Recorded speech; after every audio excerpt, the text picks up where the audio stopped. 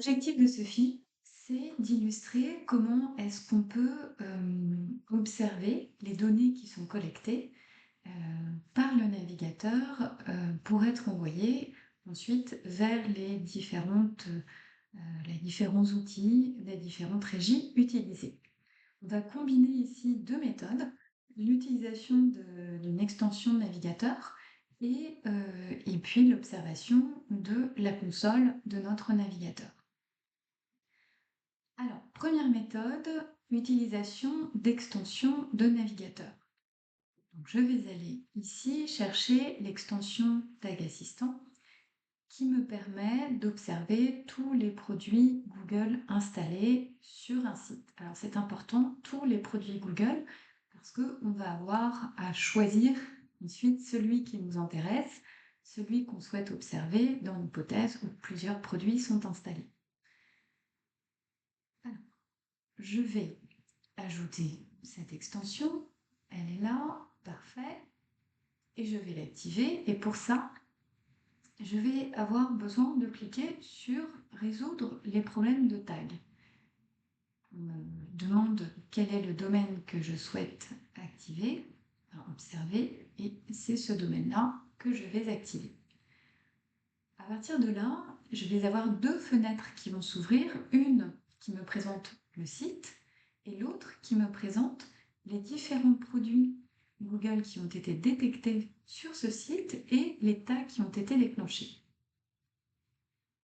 Alors, le mieux, c'est de réagencer son écran pour avoir côte à côte la navigation sur le site et les tags déclenchés, ce qui vous permet de contrôler que les actions qui sont effectuées par les visiteurs vont bien engendrer l'envoi du paquet de données tel que vous le souhaitez. Alors, je prends quelques instants pour réagencer mon écran. Voilà. Je vais avoir ici la possibilité de réaliser une navigation exactement comme si j'étais un visiteur sur mon écran de gauche et de regarder si les différentes actions que je vais des différentes interactions auxquelles je vais procéder déclenchent bien un envoi de données dans les bonnes bases de données.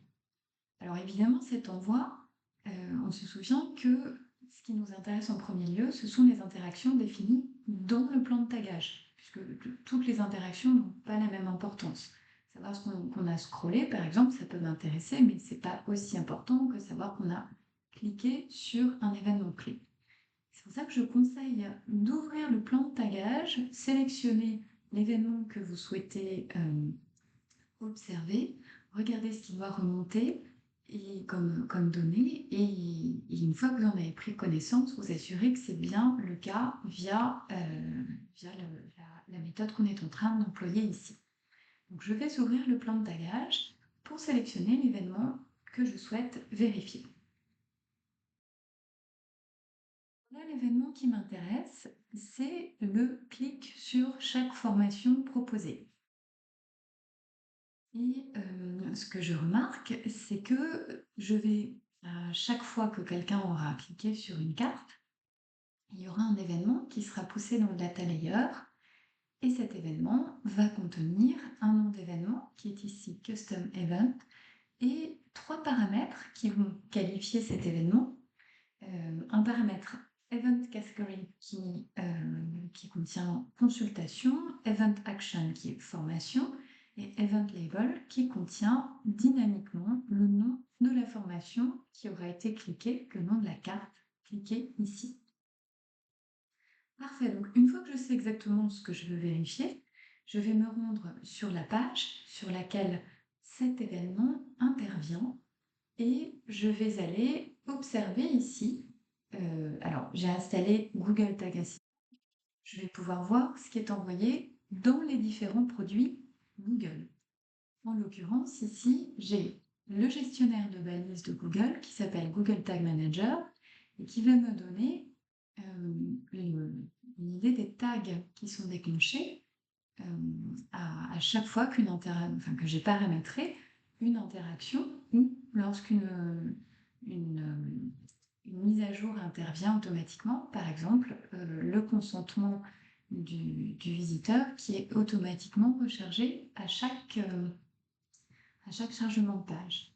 Ici, je vais avoir un produit Google Analytics et ici, j'ai un autre produit Google Analytics couplé à Google Ads.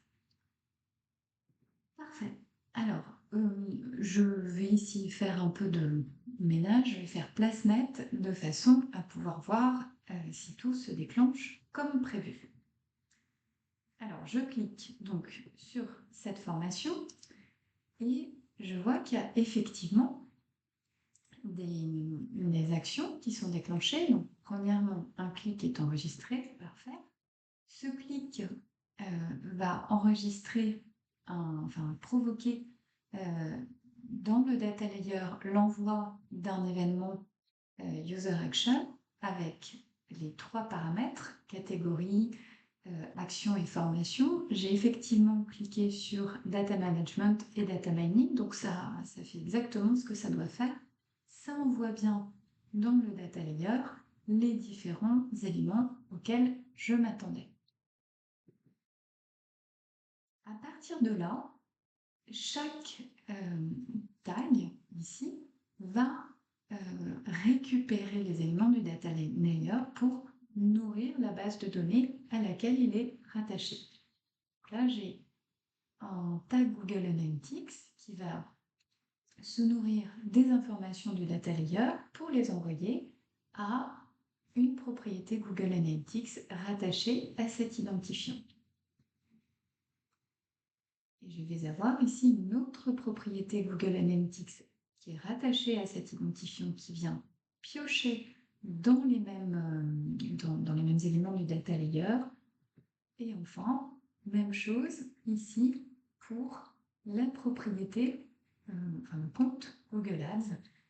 Voilà, donc à chaque action, finalement, le data layer vient nourrir les trois sources que je souhaite alimenter ici. Donc évidemment, ici, l'enjeu, c'est de s'assurer que chacune des sources est bien renseignée avec la même information, puisque ce que j'ai fait, finalement, ça n'est que cliquer sur un bouton. Ça veut juste envoyer des informations à 3 sources différentes. Et il faut bien que l'information soit homogène de source en source. Donc ça, c'est ce qui s'est passé depuis mon gestionnaire de balises. Je peux constater que tout a bien été envoyé ici aux différents tags. Je peux maintenant, comme ce sont des produits Google, je peux voir le détail de ce qui a été envoyé de façon assez propre, on va dire.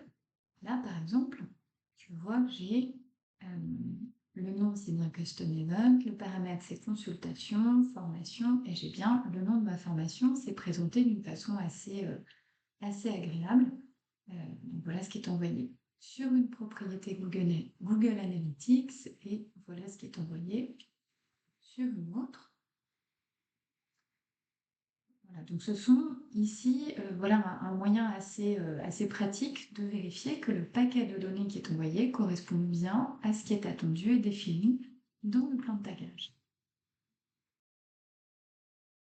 Maintenant, si jamais je ne dispose pas de la possibilité d'installer cette extension, je peux tout de même aller vérifier que tout se passe bien comme souhaité, avec la méthode, on va dire, traditionnelle. Donc je vais aller ici ouvrir la console de mon navigateur et me positionner sur Network pour regarder les hits qui sont envoyés. Alors je vais cliquer sur la même formation que tout à l'heure. Voilà.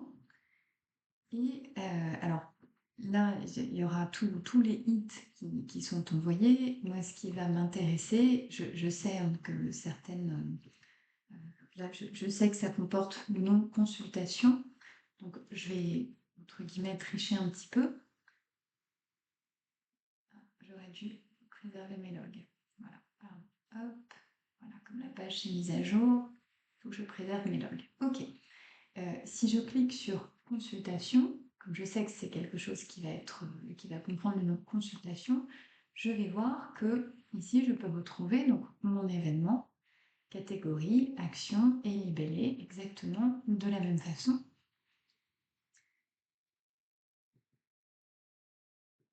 Et par ailleurs, cet événement est également suivi avec, Matomo. Donc je vais avoir ici, quand on alimente différentes sources, il est important d'avoir évidemment une homogénéité des événements. Donc là, je vais employer exactement les mêmes libellés, consultation, formation et dynamiquement, je vais avoir le libellé de l'information qui va remonter.